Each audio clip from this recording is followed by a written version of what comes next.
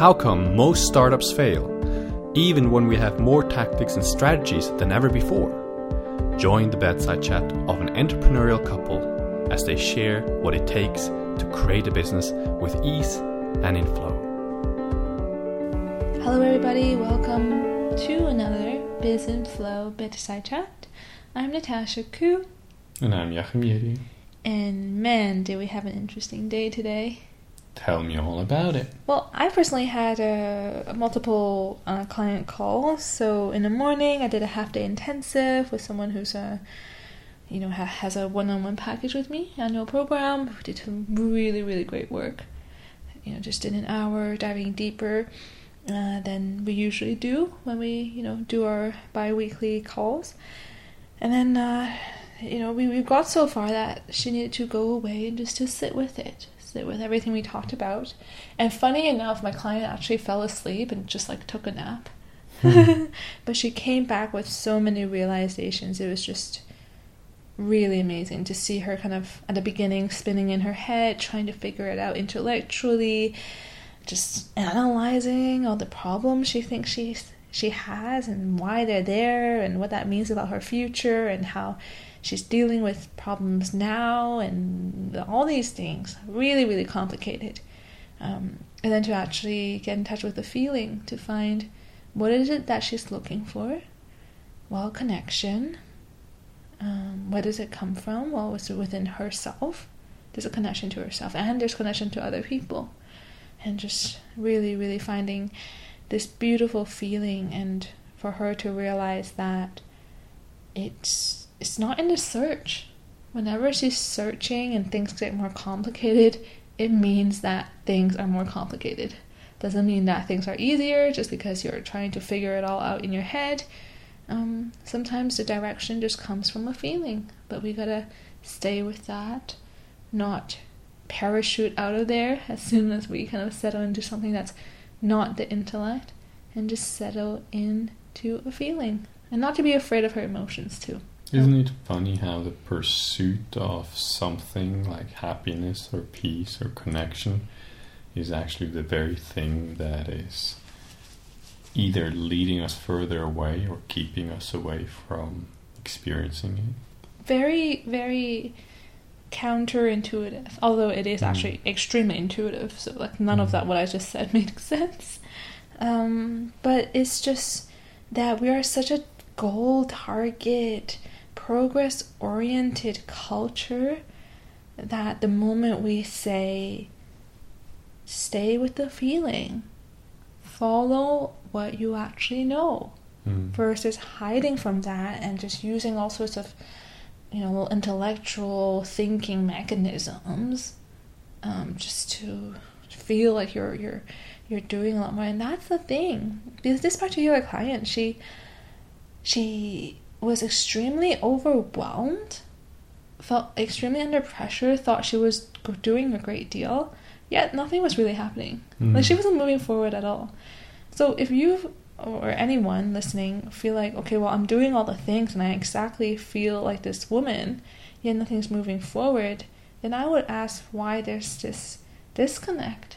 And for her, it's just that she's busy just trying to figure it out, but doesn't mean she's getting anywhere. And I think, it's just like the whole confusion about being busy means you're productive. I mean, where are you really going if there's just a lot of, activity in your head, in your mind, in your thinking? And of course it's tiring, of course you're overwhelmed, of course you think you've overworked yourself at the end of the day. Doesn't mean you actually brought anything to life. So anyways, it was a beautiful session and really great work. What did you learn from it? This particular session? Yeah. I learned that, coaching really does take a lot of patience, because change can happen gradually or it can happen very quickly. Like, each person I've worked with is very different in how they transform and how quickly they soak things up and how that manifests in their life. And sometimes for me it's kind of like, oh wow, she's coming back another week or two and it seems to be the same issue, seems to be the same problem, seems to be going through the same thing as before. It's as if we didn't make any progress, right? But this session really helped me to realize that who I'm talking to and what I'm pointing at, it was already within her. Sometimes just it takes multiple times for her to hear it, or this time she really saw it. And I just gotta be so patient and just keep remembering that the person I talk to, it's as if they already know it, and they just fall out of it, as in they forget it. And they forget it often, let's be honest. She forgets it very, very often, and she's often finding herself in these patterns again, and, just lacking routine and just lacking focus and doing the comforting, easy stuff and not really biting the bullet and going for it. But it's just remembering again and again, and it's kind of like I can't give up on her no matter what she comes to me with each week. Even if it feels like we're not making progress, she still has it.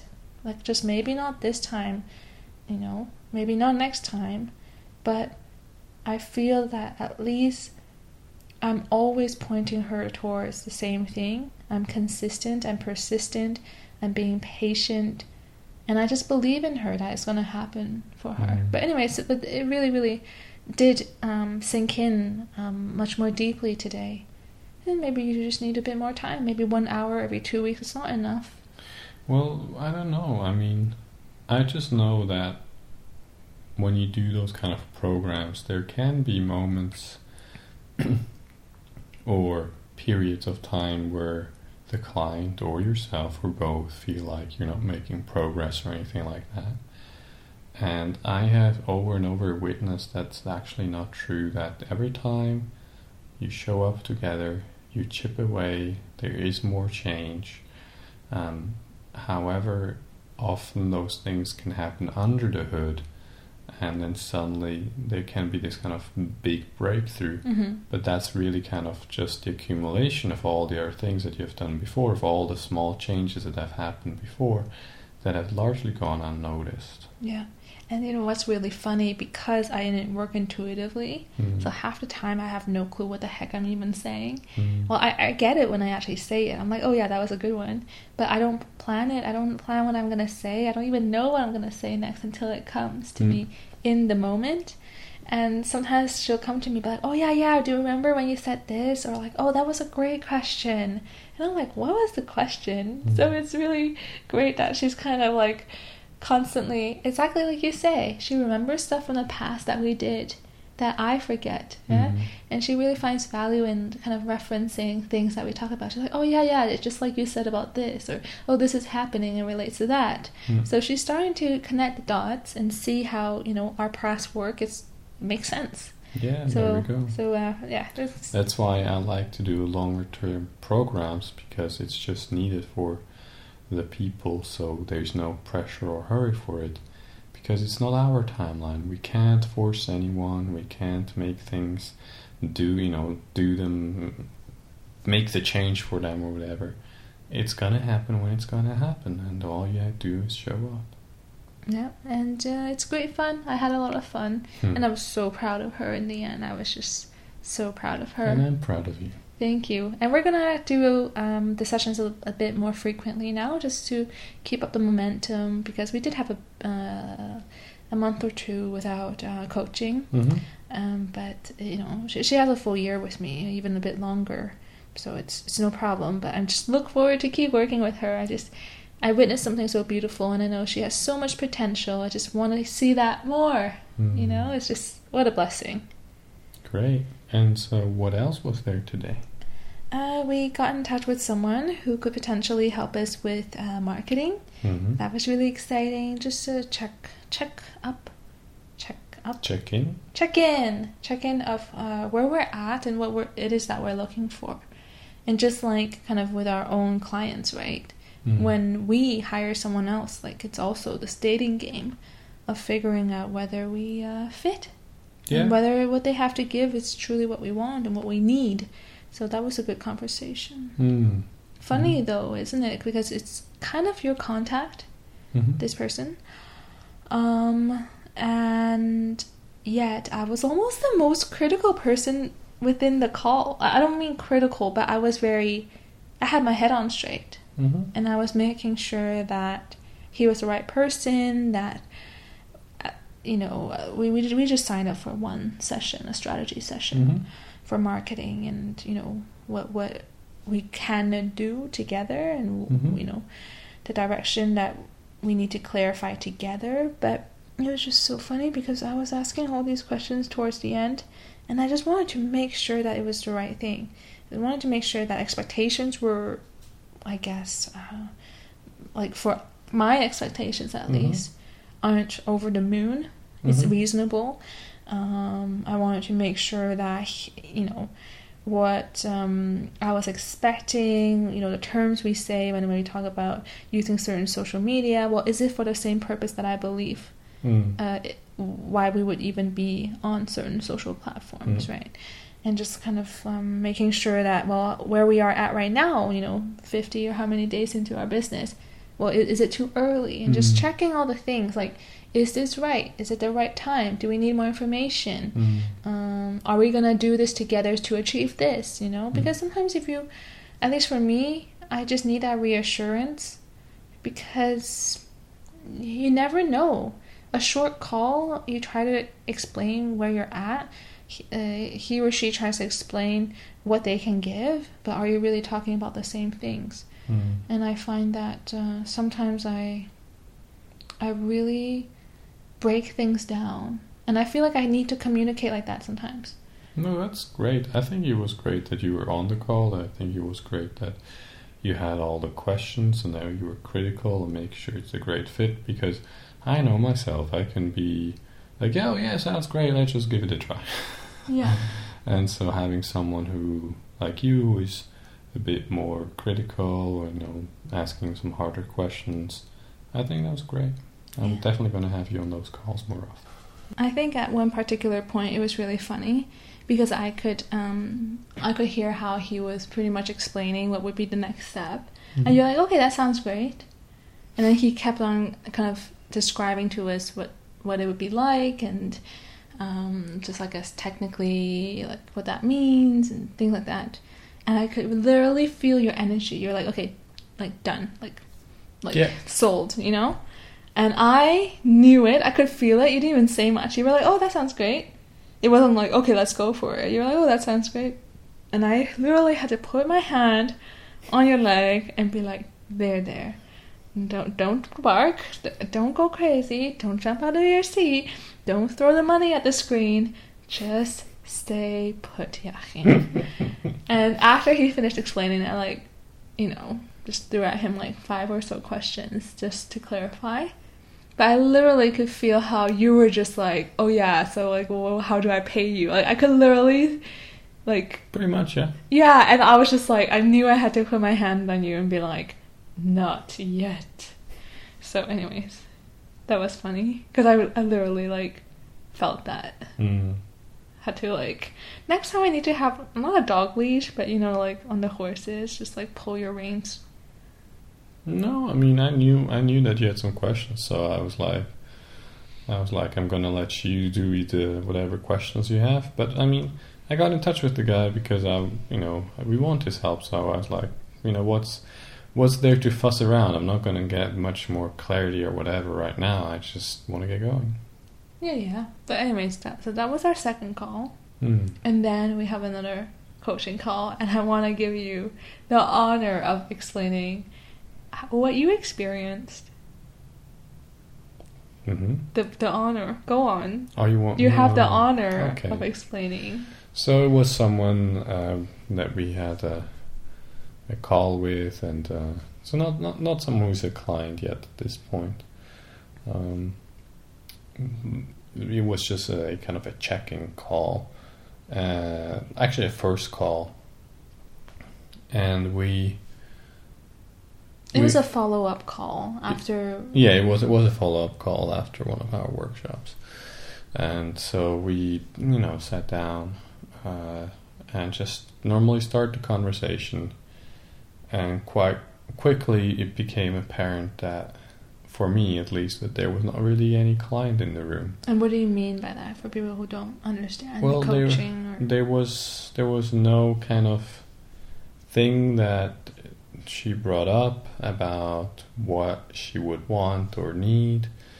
There was quite a strong, what felt to me, defense mechanism about reasserting herself, about her strength and all of that, and how great she is really, and how far along she is and all of that. And I was pretty much ready to just quit the call and be like, great, that sounds awesome, so go have a nice life then. But I was lucky because I had you on the call as well. Can I mention something? Go ahead. That even before the call, you were a bit like, oh, okay, I don't know about this. I don't really know about this. I didn't have a good feeling about jumping on a call with this person. I felt like it was, in the workshop already out there, I felt this is quite strong kind of something.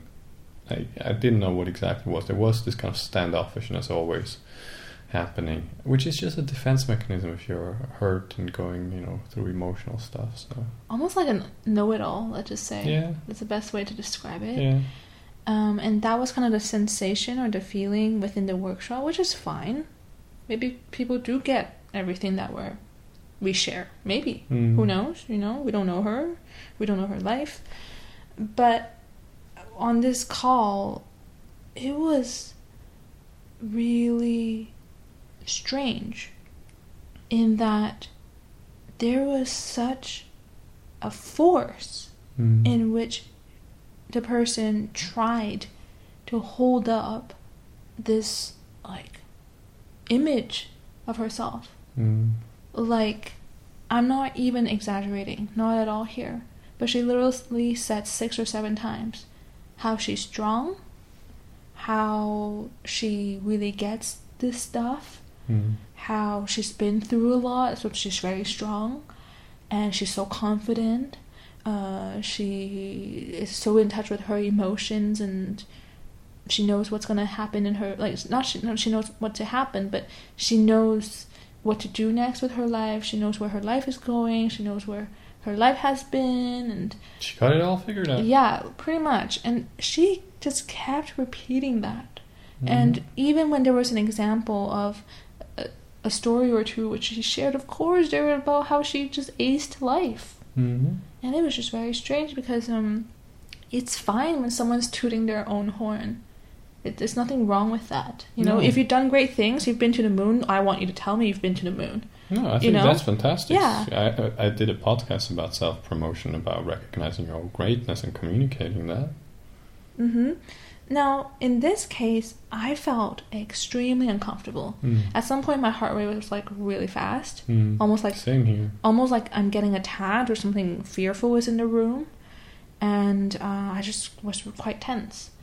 But what I caught up on quite early on, not only was there this huge thing of just trying to repeat how great she is, and just at some point it just got outrageous, you guys. Outrageous.